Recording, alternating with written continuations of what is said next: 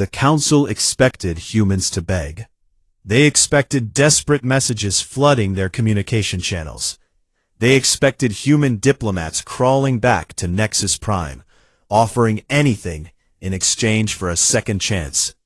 For 2 weeks, the Council waited for humanity to break. Instead, they got silence. Human ships began leaving Council space on the 3rd day after the verdict. The evacuation was so organized that it almost seemed rehearsed. Mining stations shut down in perfect sequence. Research facilities transferred their data and equipment without a single accident. Colony ships departed on schedules so precise that Council observers thought they must be following a pre-written plan. They were right. Commander Nathan Cole stood on the bridge of the carrier Resolute, watching the last civilian transports jump away from Vantress Station. His orders had been clear and simple. Get everyone out. Take everything valuable. Leave nothing behind for the Council to study or claim. And above all, do not engage with any alien vessel for any reason.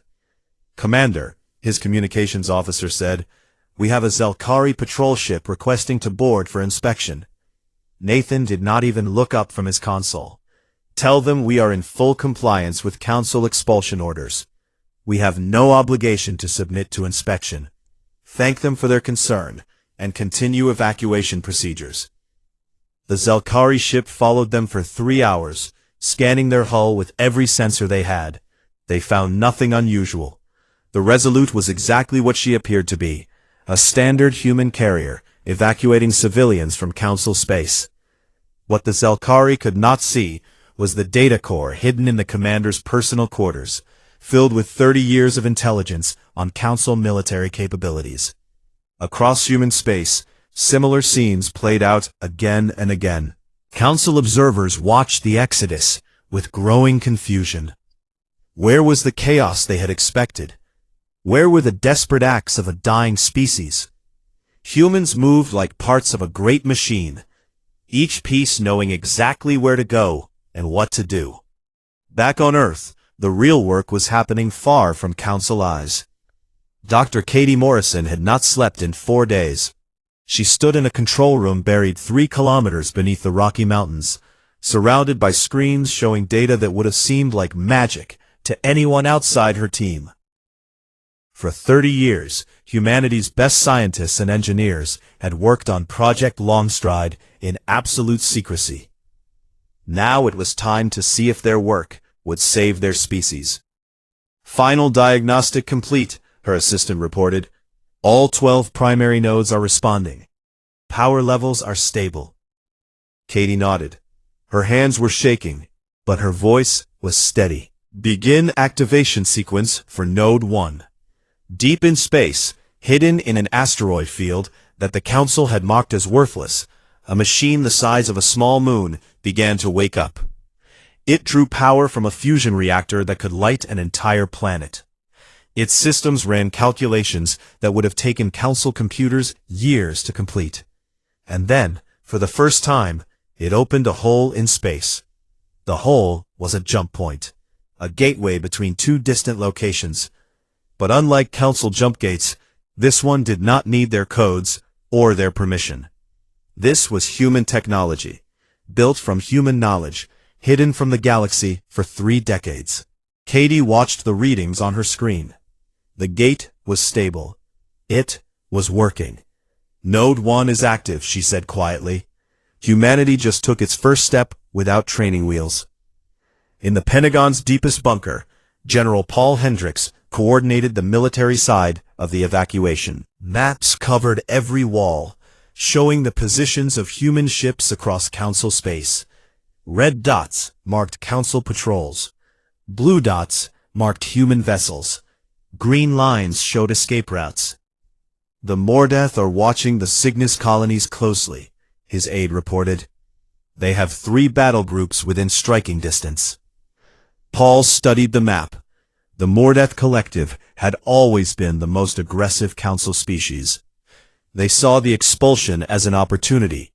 A few well-placed attacks on fleeing human ships, and they could claim it was humans who broke the peace. The council would look the other way, while the Mordeth finished what the expulsion had started. "Pull our people out of Cygnus, through the secondary route," Paul ordered. "Take them through the dead zone, past the binary stars. The Mordeth hate that region. Too much radiation for their sensors." "Sir, that route adds 3 days to the journey." 3 days alive is better than 3 hours dead. Do it." The orders went out. Human ships changed course, slipping past Mordeth patrols through regions of space that Council species avoided. It was uncomfortable. It was dangerous. But humans had always been good at surviving uncomfortable and dangerous situations. On Nexus Prime, Ambassador Kira Reyes prepared for her final duty as humanity's last diplomatic representative. She had served on the Council station for 15 years, learning their customs, studying their politics, and quietly gathering information that would one day prove useful. That day had come. She walked into the Office of Records and placed a data crystal on the desk of the Zelkari clerk. The crystal contained Earth's jump gate access codes, as required by the expulsion order. "Humanity's compliance package," Kira said pleasantly. "Every code, every authorization, every piece of data you requested. We have nothing left to hide." The clerk took the crystal and scanned it. Everything checked out. The codes were authentic. They worked perfectly. What the clerk did not know was that the crystal also contained a tiny program, hidden in the empty spaces between data packets. The program would slowly spread through the Council's gate network, mapping every frequency, every protocol, every security measure. Within 6 months, Earth would know more about Council jump technology than the Council themselves did. Kira smiled as she left the office. She had one more stop to make before her transport departed. A small cafe on the lower levels, where a Terrene merchant had been waiting for her. The Terrene were a minor species, frustrated with Council rule, but too weak to resist. They had been watching humanity with great interest. "It is done?" the Terrene asked. "Almost," Kira replied. "Give us 1 year, then we can talk about the future." The Terrene nodded. The galaxy was about to change, and those who positioned themselves correctly would benefit greatly. 6 weeks after the verdict, the last human ship crossed out of Council space. The border stations logged their departure and filed the standard reports. Humanity was gone. The Council celebrated. Vorthon gave a speech about maintaining galactic order. The Mordeth complained that they had not been allowed to punish the humans more severely. The other species went back to their ancient routines, confident that the human problem had been solved. They had no idea that the problem was just beginning. In the darkness between stars, hidden from every sensor the Council possessed, 11 more Longstride nodes powered up one by one. A network was forming.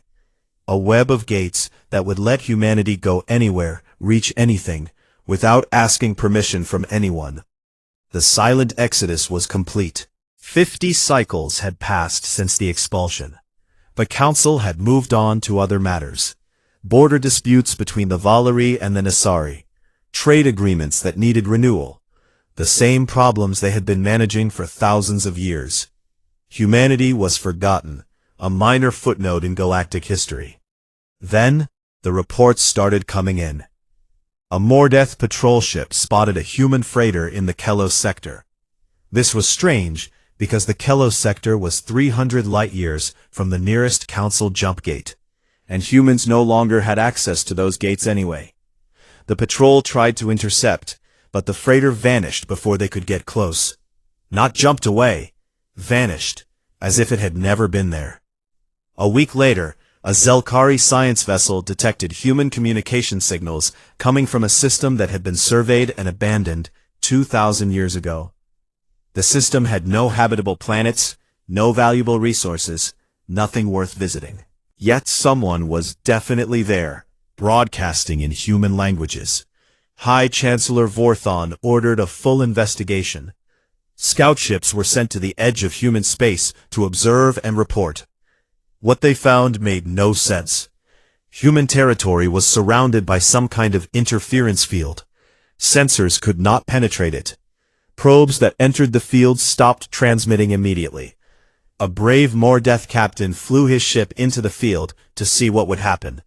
His ship emerged on the other side perfectly intact, but his navigation computer had been completely wiped. He had no idea where he had been or what he had seen. "This is impossible," Vorthon said when he received the reports.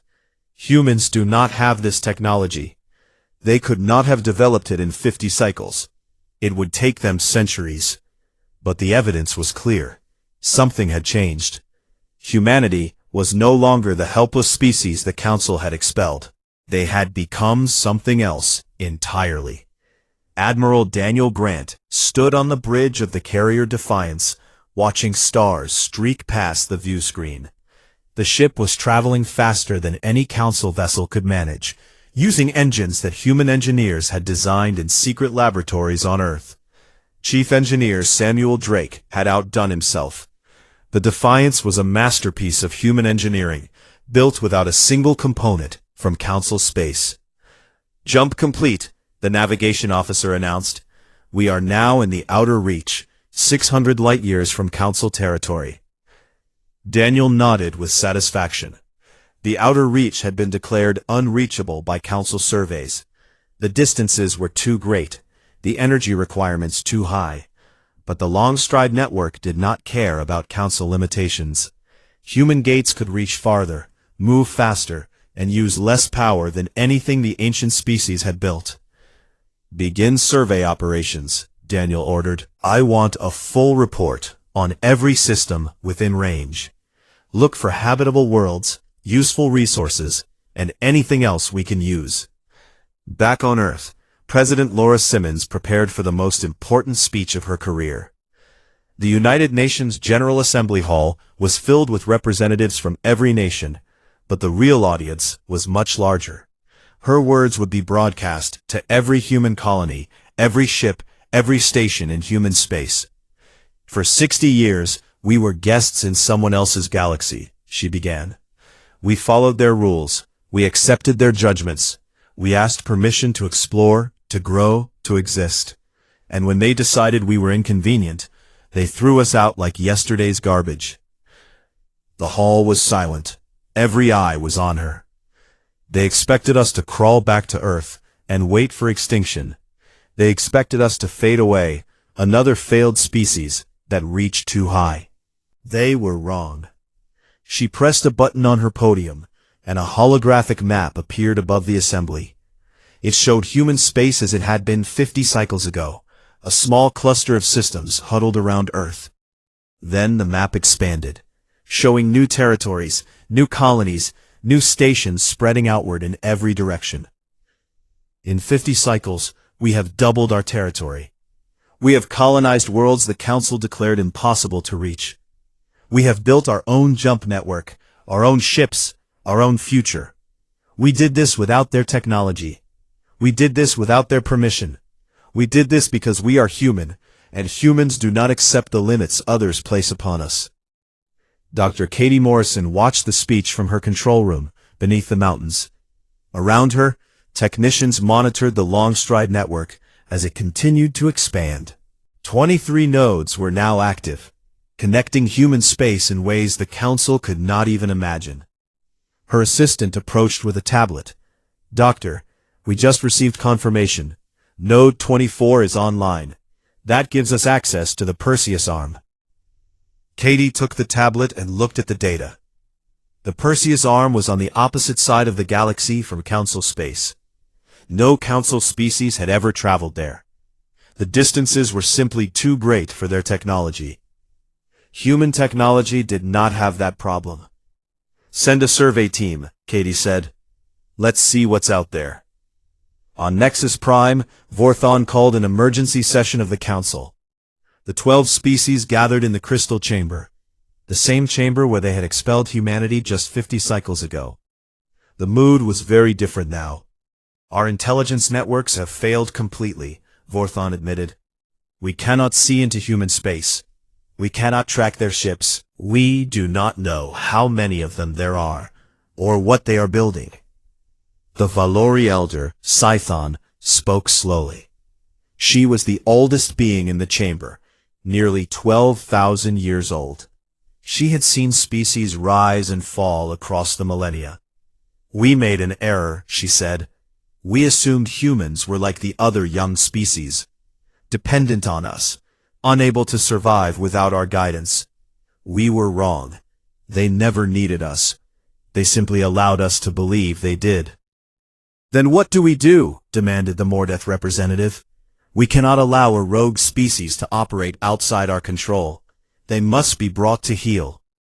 Scython turned her ancient eyes toward him. "You are welcome to try, but I suspect you will find that humans are no longer the easy prey you imagined." Deep in space, aboard the Defiance, Daniel Grant received a report from one of his scouts. A Mordeth battle fleet was assembling near the border of human space. 200 warships, enough firepower to destroy a planet. Daniel read the report carefully. Then, he smiled. "They are coming," he said to his first officer. "Good. Let them come. It is time to show the galaxy what humanity has become." He began issuing orders. Across human space, ships changed course and prepared for battle. Defensive platforms powered up their weapons. The long stride network hummed with activity as reinforcements jumped from system to system. The Council thought they were still dealing with the same humans they had expelled 50 cycles ago. They were about to discover how wrong they were. The Mordeth Collective had always believed in strength. Their society was built on conquest. Their history was written in the blood of weaker species. When the Council expelled humanity, the Mordeth saw opportunity. The humans were isolated, alone, cut off from the protection of galactic law. They were prey waiting to be taken.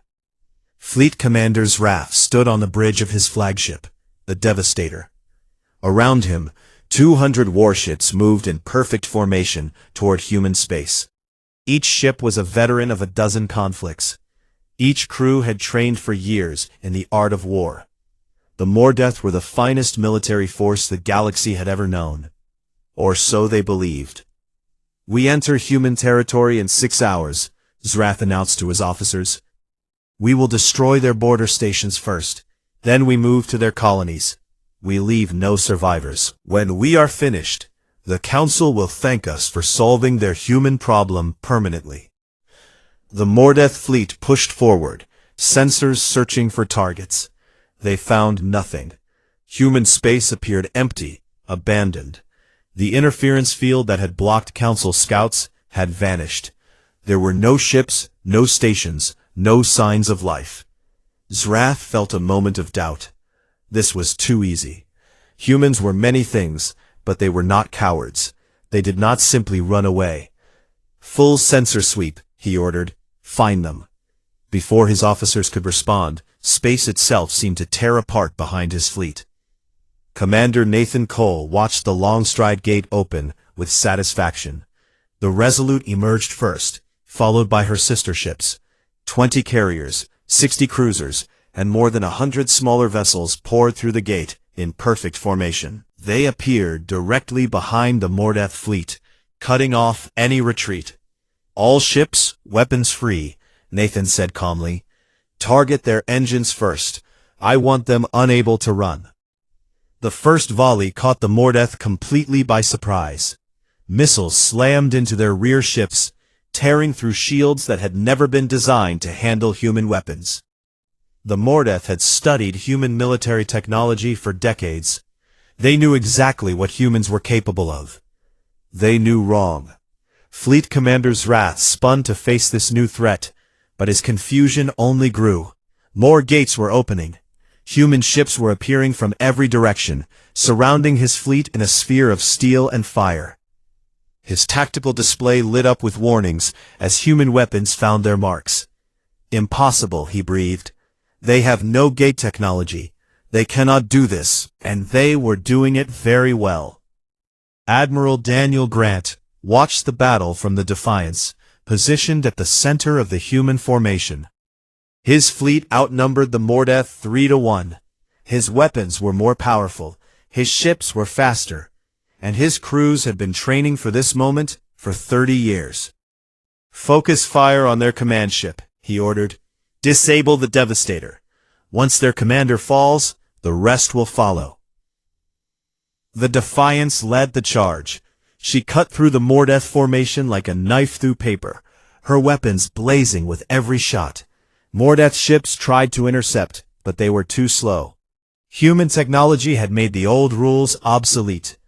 Zrath watched his fleet die around him. Ship after ship went dark, their crews killed or captured. His tactical officers were screaming reports that made no sense. Human weapons that punched through Mordeth armor like it was cloth. Human shields that absorbed Mordeth fire without wavering. Human ships that moved in ways the laws of physics should not allow. A direct hit shook the Devastator. Alarms screamed throughout the ship. Power systems failed. Weapons went offline. Zrath grabbed his command console to keep from falling. "Fleet Commander," his first officer reported, voice shaking. "We have lost 112 ships. Another 40 are disabled. We cannot win this fight." Zrath had never retreated from battle. In 40 years of service, he had never known defeat. But he was not stupid. He knew when a fight was lost. All ships, fall back to the rally point. Emergency jump. But the human gates had closed the escape routes.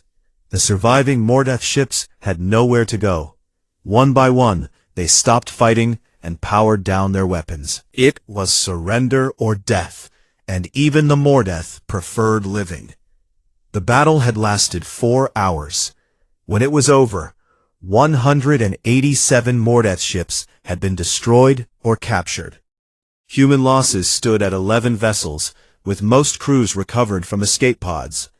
It was the most one-sided victory in galactic military history. Daniel Grant broadcast a message to Nexus Prime on every frequency. He wanted every species in the Council to hear his words. The Mordeth Collective violated human sovereign space. We have responded accordingly. This was not an act of aggression. It was self-defense. We have no quarrel with the Council. Leave us alone, and we will leave you alone. But understand this clearly. Any further incursions into our territory will be met with the same response. We are not the species you expelled 1 year ago. We are something new. Test us again at your own risk. On Nexus Prime, High Chancellor Vorthon received the message in stunned silence. Around him, the Council representatives sat in shock. The Mordeth had been one of the strongest military powers in the galaxy. They had been destroyed in a single afternoon. How? The Nasari representative whispered. How did they become so powerful so quickly? Sithan, the ancient Valori elder, answered the question. They were always this powerful. They simply chose not to show us. Every year they spent under our authority, they were learning, preparing, building.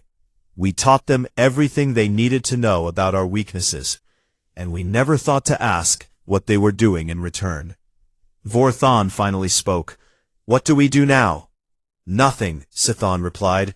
We do exactly what their admirals suggested. We leave them alone, because if we do not, they will come for us. And based on what we have just witnessed, I do not believe we can stop them. Back in human space, celebration was spreading from world to world. The news of the victory traveled faster than light through the Longstride network. For the first time since the expulsion, humanity felt hope. They had been cast out and abandoned. They had been expected to die quietly in the darkness. Instead, they had risen stronger than ever. Ambassador Kira Reyes watched the celebrations from her office on Earth. General Hendricks stood beside her, a rare smile on his weathered face. Think they learned their lesson? She asked. Probably not, Hendricks admitted. But they will. Every time they push, we push back harder. Eventually they will understand. And if they never understand? Hendricks shrugged. Then we keep pushing until there is nothing left to push against. That is what humans do. We survive, we adapt. The Council can accept that, or they can fight it. Either way, we are not going anywhere. Outside the window, the sun was setting over a world that finally believed in its own future. 1 year had passed since the expulsion. The galaxy had changed in ways that no one could have predicted. The old order was crumbling, and something new was rising to take its place. Human space had grown beyond recognition. 47 star systems now flew human flags, connected by the long stride network that continued to expand every month. Colonies that had been small outposts were now thriving cities. Stations that had been built in secret were now openly producing ships, weapons, and technology that made council designs look ancient. But the greatest change was not in human space. It was in the minds of other species who had watched humanity's transformation with growing interest. The Terrene Confederacy was the first to reach out. They were a small species, spread across a dozen worlds on the edge of Council territory. For 3,000 years, they had lived under Council rule, following Council laws, paying Council taxes. They had always believed there was no alternative. Humanity had shown them otherwise. Ambassador Kira Reyes welcomed the Terrene delegation in the new diplomatic center on Earth's moon. The building had been constructed in 6 months, a gleaming symbol of humanity's industrial might. Through the windows, Earth hung blue and beautiful against the stars. The Terrene Confederacy wishes to establish formal diplomatic relations with the Human Federation, the Terrene ambassador said. Her name was Celine, and she had been dreaming of this moment since she first learned of humanity's defiance. Kira smiled warmly. The Human Federation welcomes the Terrene with open arms. We believe that every species has the right to determine its own destiny. We will never ask you to submit to our authority. We only ask for friendship and fair trade. Celine could hardly believe her ears. The Council demanded submission. The Council demanded tribute. The Council demanded endless obedience to rules written before most species had learned to walk upright. Humanity demanded nothing except mutual respect. You offer what the Council has never offered, Celine said. True partnership. We offer what should have always been offered, Kira replied. Freedom. The Terrene were not the only species reconsidering their place in the galaxy. The Nasari Free States had been fighting for independence from Council rule for centuries. They had won small victories here and there, but they had never been strong enough to break free completely. Now, they saw a chance. Nasari ships began appearing at the edges of human space, not as invaders, but as refugees. Whole families fled Council territory, seeking a new life among the humans who had dared to stand alone. President Simmons ordered that every refugee be welcomed and given a chance to build a new home. We know what it feels like to be told you do not belong. We will never do that to anyone else. The new alliance was taking shape. Humans, Terrene, Nasari, and a growing list of others who were tired of Council tyranny. They called themselves the Free Worlds Coalition, and their strength grew with every passing month. On Nexus Prime, High Chancellor Vorthon watched these developments with growing alarm. The Council had ruled the galaxy for 40,000 years by keeping other species divided and dependent. Humanity was destroying that system simply by existing. We must act, the Mordeth representative demanded. His species had been humiliated by the human victory, and they wanted revenge. We must crush this coalition before it grows too strong. But Vorthon knew better. The Mordeth had tried force, and they had been destroyed. The Council could gather all their fleets and throw them at human space, but the result would be the same. Humanity had technology the Council did not understand and could not match. There was only one option left: diplomacy. I will go to Earth myself, Vorthon announced. I will speak with their leaders directly. Perhaps we can find a way forward that does not end in war. His fellow Council members were shocked. No High Chancellor had ever traveled to a lesser species for negotiations. It was unthinkable. It was humiliating. It was also Necessary. Vorthon's ship arrived in Earth orbit 3 weeks later. He had traveled with a small escort, not a battle fleet. He came not as a conqueror, but as a diplomat, something he had never been before. President Simmons met him in the same diplomatic center where the Terrene had been welcomed. Admiral Daniel Grant stood at her side, along with Dr. Katie Morrison and General Paul Hendricks. These were the architects of human independence, the leaders who had turned expulsion into triumph. "High Chancellor," Simmons said politely, "welcome to Earth. I must admit, I never expected to receive you under these circumstances." Vorthon looked around the room with new eyes. Everything he saw spoke of power and confidence. Humans were no longer afraid. They no longer needed council approval. They had built their own path to the stars. "The council made a mistake," Vorthon said slowly. The words were difficult for him. He had never admitted error in his long life. "We underestimated your species. We treated you as lesser beings when you were simply different." "Yes," Simmons agreed, "you did. I am here to discuss a new relationship, not as rulers and subjects, but as equals." Daniel Grant spoke for the first time. "Equals, that is interesting. 1 year ago, you told us we were a threat to galactic stability because we asked too many questions. Now you want to be equals?" Vorthon met his gaze steadily. 1 year ago, I did not understand what humanity truly was. I understand now. You are not a threat to stability. You are a threat to stagnation. You push forward when others are content to stand still. This is frightening to species that have not changed in millennia. Katie Morrison leaned forward. "And what do you want from this new relationship exactly?" "Survival," Vorthon admitted. "The Council has stood for 40,000 years. I would like it to stand for 40,000 more. But that will not happen if we continue to make enemies of species like yours. We must adapt, or we will fade away." President Simmons considered his words carefully. She did not trust him. But she understood that the galaxy was changing, and humanity had to change with it. "We will talk," she said finally. "No promises, no agreements, just talk for now. You have much to prove before we consider anything more." Vorthon nodded. It was more than he had expected. Later that night, Admiral Grant stood alone on the observation deck of the Defiance. The ship was docked at Earth Station, its hull gleaming under the light of 1,000 stars. 1 year ago, he had stood in the council chamber and received humanity's death sentence. Now the High Chancellor himself had come begging for peace.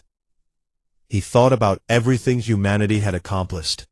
The Long Stride Network, the new fleet, the Free Worlds Coalition.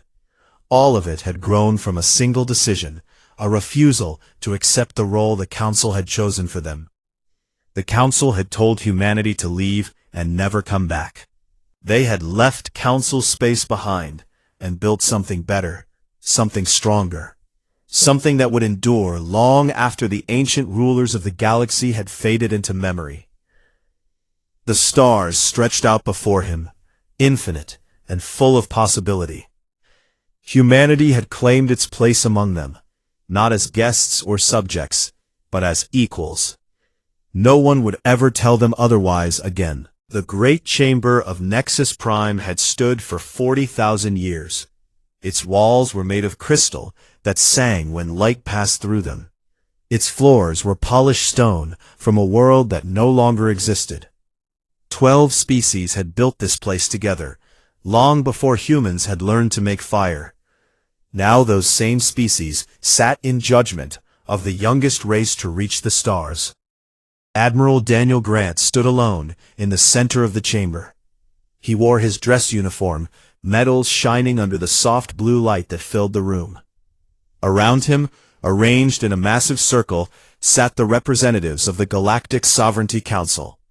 Some were tall and thin, others short and wide. Some had scales, others had fur, and a few had no solid form at all. They had one thing in common. They all looked at Daniel with the same expression. It was the look someone gives an insect before crushing it. He was Zelkari, nearly 3 meters tall, with gray skin and 4 arms. His voice echoed through the chamber like thunder rolling across mountains.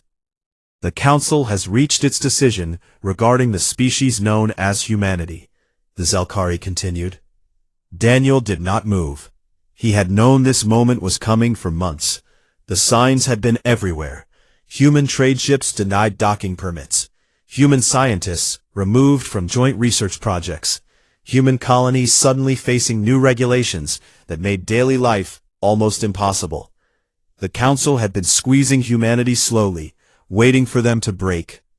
Humanity has been a provisional member of this Council for 63 of your years, Vorthon continued. In that time, your species has expanded beyond acceptable limits. Your population growth threatens the balance of resources. Your constant questions about our laws and methods show a dangerous lack of respect for tradition. Daniel wanted to laugh. Dangerous questions. That was what they called curiosity. That was what they called the human desire to understand how things worked. The Council did not like questions, because questions led to change, and the Council had not changed in thousands of years. Furthermore, Vorthon said, your species has shown an unsettling ability to adapt to environments that should be hostile to your biology. You colonize worlds we declared uninhabitable. You thrive in conditions that would kill other species. This adaptability is viewed as a threat to galactic stability. So that was it. Humans were being expelled, not because they had done anything wrong, but because they were too good at surviving. The ancient species that ruled the galaxy had grown comfortable in their power. They did not want competition. They did not want a young species that might one day challenge their authority. The Council hereby orders the expulsion of humanity from all shared territories, Vorthon announced. You have 90 cycles to withdraw your people from Council space, surrender your jump gate access codes, and retreat to your home system. Failure to comply will result in corrective measures. The chamber fell silent. Every alien eye was on Daniel, waiting for his reaction. They expected him to beg. They expected him to fall to his knees and plead for mercy. That was what the last species facing expulsion had done 3,000 years ago. It had not helped them. Daniel Grant did none of those things. He simply nodded once, as if Vorthon had told him the weather forecast. He pulled a small device from his pocket and typed a single coded message. Then he put the device away, straightened his uniform, and looked directly at the High Chancellor. The message has been received, Daniel said. Humanity will comply with the Council's decision. He turned and walked out of the chamber without another word. His footsteps echoed on the ancient stone until the great doors closed behind him. Vorthon looked at his fellow council members with confusion. That was not the reaction he had expected. Where was the anger? Where was the desperation? The human had accepted expulsion as calmly as if he had been asked to leave a restaurant at closing time. Perhaps they are relieved, suggested one of the other representatives. Perhaps they knew they did not belong among us. Vorthon was not so sure. He had studied humans for decades. He knew they did not give up easily. Their history was filled with wars they should have lost, but somehow won. Their species had nearly destroyed itself a dozen times. Yet, they always survived.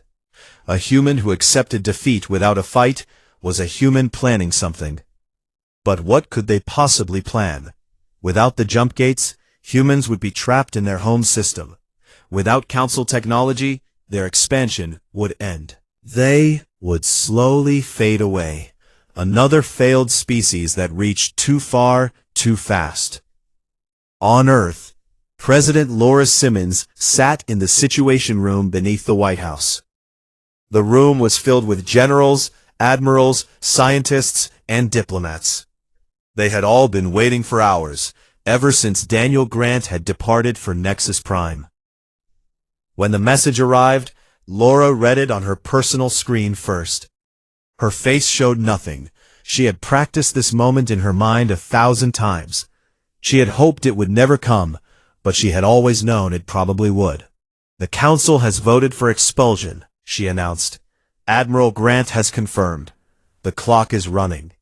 The room erupted in voices. Some were angry, some were afraid.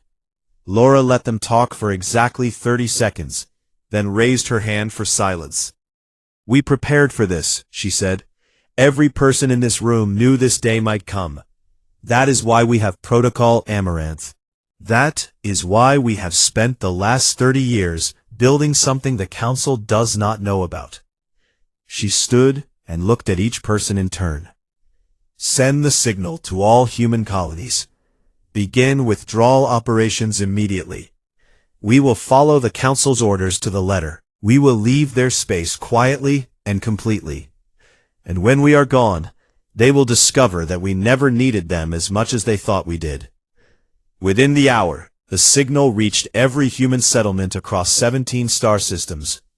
On mining stations and research outposts, on colony worlds and space platforms, humans received the same message. Protocol Amaranth was active. There was no panic. There were no riots. There was only quiet, determined action.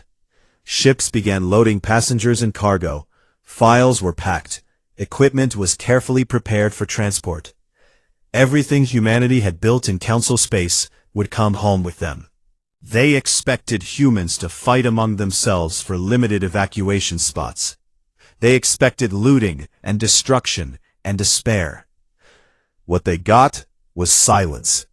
And in that silence, the ancient rulers of the galaxy should have heard a warning. They should have understood that a species which faces extinction without fear is a species that has already found another way to survive. But they did not understand. They would not understand until it was far too late.